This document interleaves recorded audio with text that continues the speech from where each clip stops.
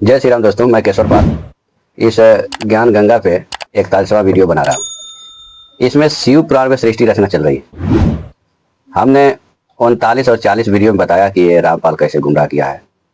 अब 41वां वीडियो देखिए, इसमें मैं आगे का उसका कलाबाजी दिखा रहा हूँ कि वो कैसे कलाबाजी करके लोगों को गुमराह करता है। ठीक है, अब वीडियो में बने रहे। दोस्तों, ये वही रामपाल की ज्ञान गंगा है। इसमें जो है पवित्र शिव पुराण में, पवित्र शिव महापुराण में सृष्टि रचना का प्रमाण चल रहा है। अभी तक हमने आपको ये दिखा दिया है, लिखा है कि फिर दोनों ने पति पत्नी का व्यवहार किया, जिससे एक पुत्र उत्पन्न हुआ, उसका नाम विष्णु रखा। शिव पुराण पृष्ठ संख्या 102। तो दोस्तों, इसको हमने दिखा दिया था, यहाँ पे ऐसा कुछ भी नहीं लिखा है। फिर आगे लिखता है कि फिर रुद्र संहिता अध्याय नंबर 7 पृष्ठ संख्या 103 पर ब्रह्मा जी ने कहा कि मेरी उत्पत्ति भी भगवान सदा शिव ब्रह्म काल तथा प्रकृति दुर्गा के संयोग अर्थात पति पत्नी के व्यवहार से हुई, फिर मुझे बेहोश कर दिया। पृष्ठ संख्या फिर रुद्र संहिता अध्याय नंबर 9 पृष्ठ संख्या 110 पर कहा है कि इस प्रकार ब्रह्मा विष्णु तथा रुद्र इन 3 देवताओं में गुण है, परंतु शिव गुणातीत माने गए हैं। यहाँ पे लिखता है कि यहाँ पर 4 सिद्ध हुए, अर्थात सदा शिव काल ब्रह्म प्रकृति दुर्गा से ही ब्रह्मा विष्णु तथा शिव उत्पन्न हुए। तीनों भगवानों में श्री ब्रह्मा, श्री विष्णु, श्री शिव जी की माता श्री दुर्गा जी तथा पिता श्री ज्योति निरंजन ब्रह्म, यही तीनों प्रभु रजोगुण ब्रह्मा जी, सतोगुण विष्णु जी और तमोगुण शिव जी है। तो आइए पहले इसको देख लेते हैं। यहाँ से जब ब्रह्मा जी की उत्पत्ति हो रही है, यह शिव पुराण है, गीता प्रेस गोरखपुर की। इसमें यह जो लिखा था कि भगवान विष्णु की उत्पत्ति जो है दुर्गा और काल के पति पत्नी के रूप में हुआ है। ये देखिए यहाँ पे क्या लिखा है कि ऐसा निश्चय करके शक्ति सहित सर्वव्यापी परमेश्वर शिव ने अपने वाम भाग के 10वें अंग पर अमृत मल दिया। फिर तो वहां से एक पुरुष प्रकट हुआ, पैदा नहीं हुआ बल्कि प्रकट हुआ। कैसे प्रकट हुआ? वाम भाग के 10वें अंग पर अमृत मलने से, ना कि पति पत्नी व्यवहार करने से। हमने ये भी लिखा था, यहाँ पे ये भी लिखा है, यहाँ पे देखिए, इनमें से पुरुष को छोड़कर शेष सारे तत्व प्रकृति से प्रकट हुए हैं। 40वां वीडियो आप देख सकते हैं। इसलिए सब के सब जड़ हैं, तत्वों की संख्या 24 है। यानी यह पुरुष जो है प्रकृति से प्रकट नहीं हुआ है, यह पुरुष जो है प्रकृति से प्रकट नहीं हुआ है, यह भगवान शिव के दाहिने अंग पे, वाम अंग पे अमृत मलने से पैदा हुए हैं। आगे इसी में यहाँ पे ये जो लिखा है कि ब्रह्मा की उत्पत्ति, रुद्र संहिता 123 तत्पश्चात कल्याणकारी परमेश्वर शाम सदाशिव ने पूर्वत प्रत्ययन करके मुझे अपने दाहिने अंग से उत्पन्न किया। किधर से? दाहिने अंग से। कैसा? पूर्वत प्रत्ययन करके। यानी जैसे यहाँ पे भगवान विष्णु को वाम भाग के 10वें अंग पर अमृत मल करके उत्पन्न किए थे, वैसा ही यहाँ पे दाहिने भाग के 10वें अंग पर अमृत मल के उत्पन्न किए। इसीलिए इसको पूर्वत बोल रहे हैं। उन महेश्वर ने मुझे तुरंत ही अपनी माया से मोहित करके, ये नहीं कि बेहोश किया। यहाँ पे क्या लिख रहा है रामपाल, क्या लिख रहा है? फिर मुझे बेहोश कर दिया। ये लिख रहा है फिर मुझे बेहोश कर दिया। ये ज्ञान गंगा इसकी है। लेकिन यहाँ पे क्या लिख रहे हैं कि अपनी माया से मोहित करके,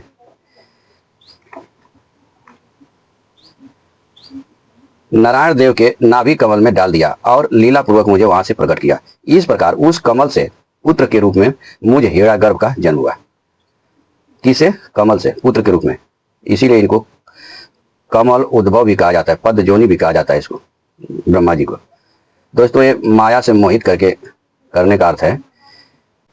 हम आपको रामचरितमानस में एक प्रसंग सुना देते हैं।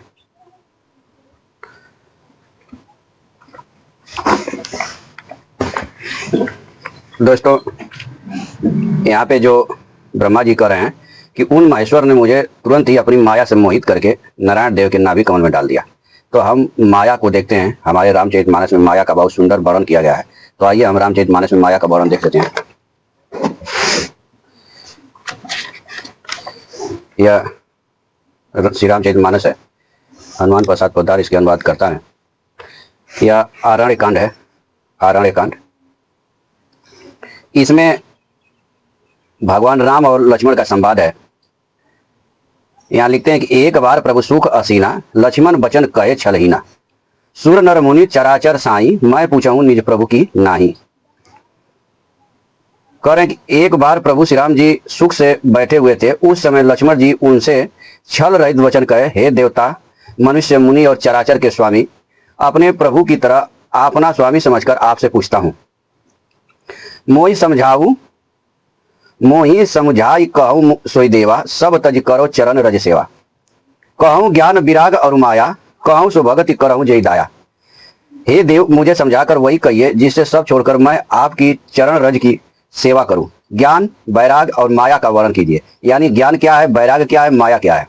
और उस भक्ति को कहिए जिसके कारण आप दया करते हैं, यानी उस भक्ति को बताइए जिससे आप प्रसन्न हो जाते हैं। आगे कह रहे हैं, ईश्वर जीव भेद प्रभु सकल कहो समझाए, जाते सोई चरण रति शोक मोह भ्रम जाए। हे प्रभु, ईश्वर और जीव का भेद भी सब समझाकर कहिए जिससे आपके चरणों में मेरी प्रीति हो और शोक मोह तथा भ्रम नष्ट हो जाए। थोड़े ही मैं सब कहूं बुझाई, सुनऊ तात मति मन चितलाई। भगवान अब यहां से बोल रहे हैं, मैं अरु मोर तोर तय माया, जय बस की न जीव निकाया। श्री राम जी ने कहा, हे तात, मैं थोड़े ही में सब समझाकर कह देता हूं, तुम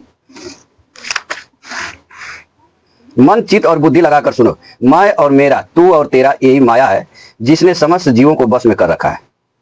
दोस्तों, वहां पे ब्रह्मा जी के कहने का अर्थ यह था, ये जो माया का प्रसंग ब्रह्मा जी ने बोला है कि भगवान ने माया से मोहित कर दिया, तो यहाँ ब्रह्मा जी के कहने का अर्थ यही है कि मैं और मेरा और तू तेरा, अहंकार में से मैं मोहित हो गया।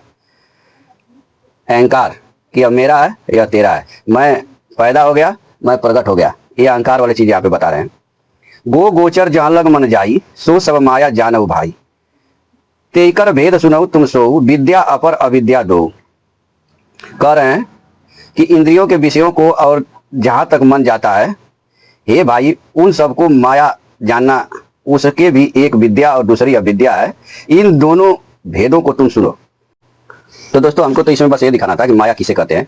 माया उसी को कहते हैं जो मैं, मोर और तोड़ता है माया। यही चीज माया का अर्थ ये नहीं है। यहाँ पे बेहोशी तो कई चीज लिखा नहीं है, लेकिन रामपाल लिखा था कि बेहोश कर दिया। तो यहाँ पे ब्रह्मा जी की उत्पत्ति कहाँ से हो रही है? भगवान शिव के दाहिने अंग से। और भगवान विष्णु की उत्पत्ति कहाँ हो रही है? भगवान शिव के ये वाम भाग के 10वें अंग से। अभी इसने रामपाल जो है आगे लिखता है, ये आगे लिखता है रामपाल कि फिर रुद्र संहिता अध्याय नंबर 9 पृष्ठ 110 पर कहा है कि इस प्रकार ब्रह्मा, विष्णु तथा रुद्र इन तीनों देवताओं में गुण है, परंतु शिव गुणातीत माने गए हैं। तो अब इसको हम लोग देख लेते हैं। यह देखिए, यहाँ का प्रसंग लिया है, रुद्र संहिता है, संक्षिप्त शिव पुराण, पृष्ठ संख्या 130 है। यह जो प्रसंग दिखा रहा है, इस प्रकार ब्रह्मा, विष्णु तथा रुद्र इन तीन देवताओं में गुण है, परंतु शिव गुणातीत माने गए। ये दिखा रहा है ना, ये देखिए यहाँ का है। इस प्रकार ब्रह्मा, विष्णु तथा रुद्र इन तीन देवताओं में गुण है, परंतु शिव गुणातीत माने गए हैं। तो दोस्तों, ये सिर्फ इतना 2 लाइनें पढ़ करके इसने पूरा इस पृष्ठ का निष्कर्ष निकाल लिया। और इसने इस पूरे शिव पुराण में कहीं भी यह सिद्ध नहीं कर पाया कि रुद्र भगवान कहाँ से प्रकट होते हैं, पैदा कहाँ से होते हैं। ब्रह्मा विष्णु का तो इसने दिखाया कि दाहिने और बाएं अंग से प्रकट हो रहा है, लेकिन इसने रुद्र भगवान को नहीं दिखा पाया कहाँ से प्रकट हो रहा है। तो आइए हम दिखा देते हैं आपको कहाँ से वो प्रकट हो रहा है। दोस्तों, इस अध्याय का जो नाम है, ये देखिए, उमा सहित भगवान शिव का प्रकट्य, उनके द्वारा अपने स्वरूप का विवेचन तथा ब्रह्मा आदि तीनों देवताओं की एकता का प्रतिपादन। यानी ब्रह्मा, विष्णु, महेश, शिव सब एक ही है, जो हमने पहली वीडियो में आपको दिखाया था। थोड़ा सा और दिखा देता हूं, बार बार दिखाना सही रहता है, क्योंकि भाई कोई इन तीनों गुणों से परे हैं, वे ही अपनी माया को लेकर ब्रह्मा, विष्णु और महेश इन तीन रूपों में प्रकट होते हैं। निर्गुण और सगुण भी वे ही है। निर्गुण अवस्था में उन्हीं का नाम शिव है। वे ही परमात्मा, महेश्वर, पारब्रह्म, अविनाशी, अनंत और महादेव नामों से जाने जाते हैं। तो इसको हम यहां से पढ़ लेंगे। ये देखिए, यहां से पढ़ेंगे। महेश्वर बोले, मैं सृष्टि पालन और संहार करता हूं, सगुण और निर्गुण हूं तथा सचितानंद स्वरूप निर्विकार पारब्रह्म परमात्मा हूं। विष्णु सृष्टि, रक्षा और प्रलय रूप गुणों अथवा कार्यों के वैसे मैं ही ब्रह्मा, विष्णु और रुद्र नाम धारण करके 3 रूपों में प्रकट विभक्त हुआ हूं। किस लिए विभक्त हुआ हूं? सृष्टि, रक्षा और प्रलय रूप गुण अथवा कार्यों के भेद से। सृष्टि करने के लिए ब्रह्मा के रूप में, रक्षा करने के लिए विष्णु के रूप में और प्रलय करने के लिए रुद्र के रूप में प्रकट हुए। कौन? महेश्वर, सदाशिव, भगवान शंकर। अरे वास्तव में मैं सदा निष्कल हूं। विष्णु, तुमने और ब्रह्मा मेरे अवतार के लिए निमित्त जो स्तुति की है, तुम्हारी उस प्रार्थना को मैं अवश्य सच्ची करूंगा, क्योंकि मैं भक्त वत्सल हूं। ब्राह्मण, मेरा ऐसा ही परम उत्कृष्ट रूप तुम्हारे शरीर से इस लोक में प्रकट होगा, जो नाम से रुद्र कहलाएगा। किसको करें? ब्राह्मण माने ब्रह्मा जी के भ्रिकुटी से रुद्र भगवान की उत्पत्ति हो रही है। कहे तुम्हारे शरीर से लोक में प्रकट होगा, जो नाम से रुद्र कहलाएगा। मेरे अंश से प्रकट हुए रुद्र की सामर्थ्य मुझसे कम नहीं होगी। जो मैं हूं वही यह रुद्र है। पूजा की विधि विधान की दृष्टि से भी मुझ में और उनमें कोई अंतर नहीं है। जैसे ज्योति का जल आदि के साथ संपर्क होने पर भी उसमें स्पर्श दोष नहीं लगता, उसी प्रकार मुझ निर्गुण परमात्मा को भी किसी के संयोग से बंधन नहीं प्राप्त होता। यह मेरा शिव रूप है। जब रुद्र प्रकट होंगे तब वे भी शिव के ही तुल्य होंगे। महामुने, उनमें और शिव में परायपन का भेद नहीं करना चाहिए। वास्तव में एक ही रूप सब जगत में व्यवहार निर्वाह के लिए दो रूपों में विभक्त हो गया है, अतः शिव और रुद्र कभी भेद बुद्धि नहीं करनी चाहिए। वास्तव में सारा दृश्य ही मेरे विचार से शिव रूप है। यानी जो शिव है और जो रुद्र है वो दोनों एक ही है। रुद्र प्रकट कहां से होंगे? ब्रह्मा जी के शरीर से। ये तुम्हारे शरीर से इस लोक में प्रकट होगा, जो नाम से रुद्र कहलाएगा। आगे लिखते हैं कि मैं, तुम यानी विष्णु और ब्रह्मा तथा जो ये रुद्र प्रकट होंगे वे सब के सब एक हैं। इनमें भेद नहीं है। भेद मानने पर अवश्य ही बंधन होगा। और रामपाल क्या कहता है कि रुद्र अलग है, ब्रह्मा अलग है, विष्णु अलग है, यह सदाशिव काल है, इनका पिता है धूर्त कहीं का। पहले ग्रंथों का अध्ययन तो कर। तथापि मेरा शिव रूप ही सनातन है। यही सदा सब रूपों का मूलभूत कहा गया है। यह सत्य ज्ञान एवं अनंत ब्रह्म है।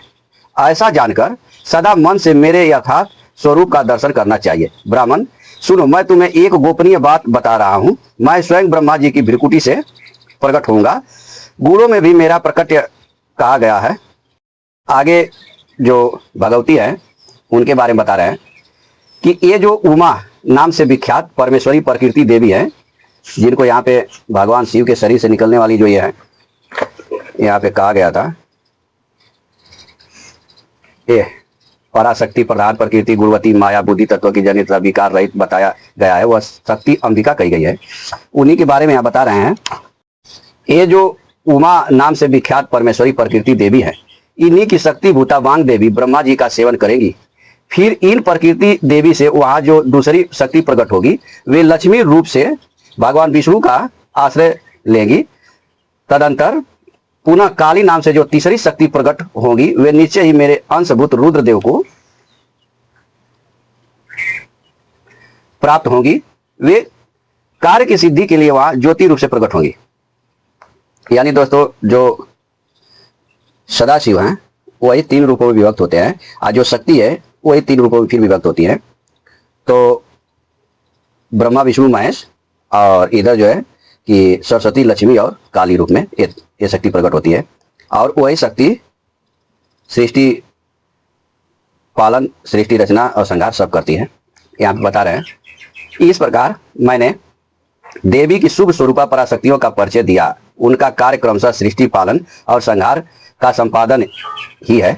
सुश्रेष्ठ, ये सब की सब मेरी प्रिया प्रकृति देवी की अंशभूता है। हरे, तुम लक्ष्मी का सहारा लेकर कार्य करो। ब्राह्मण, तुम्हें प्रकृति की अंशभूता वांग देवी को पाकर मेरी आज्ञा के अनुसार मन से सृष्टि का संचालन करना चाहिए, और मैं अपनी प्रिया की अंशभूता परात्पर काली का आश्रय ले रुद्र रूप से प्रलय संबंधित उत्तम कार्य करूंगा। तुम सब लोग अवश्य संपूर्ण आश्रमों तथा उनसे भिन्न अन्य विधि कार्यों द्वारा चारों वर्णों से भरे हुए लोक की सृष्टि एवं रक्षा आदि करके सुख पाओगे। हरे, तुम ज्ञान विज्ञान से संपन्न तथा संपूर्ण लोकों के हितैषी हो, अतः अब मेरी आज्ञा पाकर जगत में सब लोगों के लिए मुक्तिदाता बनो। कौन मुक्तिदाता बनेंगे? भगवान विष्णु। मेरा दर्शन होने पर जो फल प्राप्त होगा वही तुम्हारा दर्शन होने पर भी होगा। मेरी यह बात सत्य है, इसमें संशय नहीं है, संशय के लिए स्थान नहीं है। मेरे हृदय में विष्णु है और विष्णु के हृदय में मैं हूं। जो इन दोनों में अंतर नहीं समझता वही मुझे विशेष प्रिय है। श्री हरि मेरे बाएं अंग से प्रकट हुए हैं, ब्रह्मा का दाहिने अंग से प्रकट हुआ है और महाप्रलयकारी विश्वात्मा रुद्र मेरे हृदय से प्रदुभूत होंगे। विष्णु मैं ही सृष्टि पालन और संहार करने वाले रज आदि त्रिविध गुणों द्वारा ब्रह्मा विष्णु और रुद्र नाम से प्रसिद्ध हो तीन रूपों में पृथक पृथक प्रकट होता हूं। साक्षात शिव गुणों से भिन्न है, वे प्रकृति और पुरुष से भी परे हैं। आदित्य नित्य अनंत पूर्ण एवं निरंजन पार ब्रह्म परमात्मा है। तीनों लोकों का पालन करने वाले श्री हरि के भीतर तमोगुण और बाहर सत्वगुण धारण करते हैं। त्रिलोकी का संहार करने वाले रुद्रदेव भीतर सत्वगुण और बाहर तमोगुण धारण करते हैं तथा त्रिभुवन की सृष्टि करने वाले ब्रह्मा जी बाहर और भीतर से भी रजोगुणी है। इस प्रकार ब्रह्मा विष्णु तथा रुद्र इन तीन देवताओं में गुण है, परंतु शिव गुणातीत माने गए हैं। अब दोस्तों यहाँ बारीकी से समझने की बात है कि ब्रह्मा विष्णु और रुद्र में क्या गुण है। ब्रह्मा जी में सृष्टि का कार्य करने का गुण है, विष्णु भगवान में सृष्टि का पालन करने का गुण है और रुद्र भगवान में सृष्टि का संहार करने का गुण है। लेकिन ये शिव गुणातीत क्यों कहे गए हैं? क्योंकि यह सृष्टि पालन रक्षा कुछ भी नहीं करते। अभी यहां दिखा देते हैं, यहां पे देखिए, यह वही रुद्र संहिता है, संख्या 121 है। यहाँ पे क्या कहते हैं, देवर से एक समय उन आनंद वन में रमण करते हुए शिवा और शिव के मन में यह इच्छा हुई कि किसी दूसरे पुरुष की सृष्टि करनी चाहिए, जिस पर यह सृष्टि संचालन का महान भार रखकर हम दोनों केवल काशी में रहकर इच्छा अनुसार विचरे और निर्वाण धारण करें। वही पुरुष हमारे अनुग्रह से सदा सबकी सृष्टि करे, पालन करे और वही अंत में सबका संहार भी करे। तो दोस्तों यह शिव जो है इन कार्यों से अलग है, सृष्टि रचना पालन और संहार इनका एक गुणों से अलग है। और रामपाल क्या सोचता है कि यह रजगुण तमगुण सदगुण से अलग है। ऐसी चीज नहीं है। यहाँ पे ये बताया गया है कि ब्रह्मा जी में सृष्टि करने का गुण है और विष्णु भगवान में पालन करने का गुण है और रुद्र भगवान में संहार करने का गुण है। जैसे एक व्यक्ति है राजमिस्त्री है तो उसको राजमिस्त्री का कार्य करने का उसमें गुण है, और एक व्यक्ति है पेंटर है तो उसको पेंटिंग करने का गुण है, और एक व्यक्ति है वो वेल्डर है तो उसको वेल्डिंग करने का गुण है उसमें। ये नहीं कि पेंटर वाला गधा है और वेल्डिंग करने वाला हाथी है और राजमिस्त्री काम करने वाला बकरा है, ऐसी बात नहीं है। वो तीनों मनुष्य ही है लेकिन उनमें गुण है अलग अलग कार्य करने का। वही चीज यहाँ पे बताया जा रहा है कि ये ब्रह्मा विष्णु और रुद्र में गुण है, और शिव क्या है, गुणातीत है। इनमें वो गुण नहीं है, क्योंकि वो जो है पुरुष की रचना इसीलिए की थी कि वही सृष्टि की रचना करे, वही पालन करे, वही संहार करे और हम आनंद से रहें। तो इसलिए इनमें गुण नहीं है। यही चीज बताया गया, विष्णु तुम मेरी आज्ञा से सृष्टिकर्ता पितामह का प्रसन्नता पूर्वक पालन करो, ऐसा करने से तीनों लोकों में पूजनीय होगे। तो दोस्तों यह रामपाल जो है पूरा सिद्ध करना चाहता कि मतलब ये ब्रह्मा विष्णु महेश में जो गुण है और शिव गुणातीत माने गए हैं तो ये इनसे अलग है, वो काल है। तो दोस्तों यह जो रामपाल है यह सिद्ध करना चाहा है कि ब्रह्मा विष्णु महेश में गुण है और शिव गुणातीत कहेंगे। इसका सिद्ध करने का कारण यह है कि यह इनको काल सिद्ध करना चाहता है और ब्रह्मा विष्णु महेश का पिता सिद्ध करना चाहता है, जबकि ऐसा चीज नहीं है। ब्रह्मा विष्णु महेश में क्या गुण है, सृष्टि रचना और रक्षा और प्रलय का गुण है, और शिव क्या है, गुणातीत है। वो कार्य ये नहीं करते, वो न सृष्टि रचना करते हैं, न सृष्टि का रक्षा करते हैं, न सृष्टि का संहार करते हैं। इन गुणों से वो परे हैं। जैसे तीन व्यक्ति हैं, चार व्यक्ति हैं, जैसे चार व्यक्ति हैं उनमें से एक है पेंटर है, एक राजमिस्त्री है और एक वेल्डर है, ये कुछ भी नहीं करता। तो ये चारों तो व्यक्ति ही हैं, बस जो चौथा है उसमें क्या है, कोई गुण नहीं है, वो कुछ करता नहीं है, वो निर्गुण है। और ये तीन क्या है, कोई राजमिस्त्री काम कर रहा है, कोई पेंटिंग काम कर रहा है, कोई वेल्डिंग का काम कर रहा है। तो यहाँ पे जो सृष्टि रचना शिव पुराण में बताई गई है, इस सृष्टि रचना में यही बताया गया कि जो निराकार परमात्मा है वो पहले जो है कि अपने लिए मूर्ति की कामना करते हैं, उन्हीं मूर्ति को सदाशिव कहते हैं। फिर उनके शरीर से एक शक्ति प्रकट होती है जिन्हें प्रकृति, माया, त्रिदेवजन्य इत्यादि नाम कहा जाता है। फिर उनके मन में ये इच्छा होती है कि हम जो है कि किसी ऐसे पुरुष का निर्माण करें जो सृष्टि रचना पालन और संहार का कार्य करे और हम आनंद से रहें और काशी में आराम करें। तो वही पुरुष की प्रकट करते हैं जो भगवान विष्णु हैं। और फिर उन भगवान विष्णु के नाभि में जो है कि कमल निकलता है, उसे ब्रह्मा जी प्रकट होते हैं, और ब्रह्मा जी के भृकुटी से रुद्र भगवान प्रकट होते हैं। तो दोस्तों यह जो तीनों हैं, ब्रह्मा विष्णु और रुद्र, ये तीनों निर्गुण ही हैं, बस कार्य के लिए ये गुण को धारण करते हैं। आप जैसे समझ लीजिए कि मैं ये शर्ट पहना हूं तो मैं शर्ट नहीं हूं, मैंने सेट को धारण कर रखा है। तो ये गुण नहीं है, ये गुण को धारण कर रखे हैं। जैसा कि हमने 40वां वीडियो में आपको दिखाया था मार्कंडेय पुराण से, कि वो परमात्मा वास्तव में निर्गुण है, बस कार्य के लिए वो गुण को धारण करते हैं। दोस्तों यहाँ पे मतलब किसी की पैदाइशी और ये सब सिस्टम नहीं हो रहा है, तो कोई पैदा हो रहा है, और यह दुष्ट जो है केवल उवा बाई बकता रहता है। ठीक है, तो आज के लिए इतना ही, फिर मिलेंगे नेक्स्ट वीडियो में। तब तक के लिए जय सीताराम।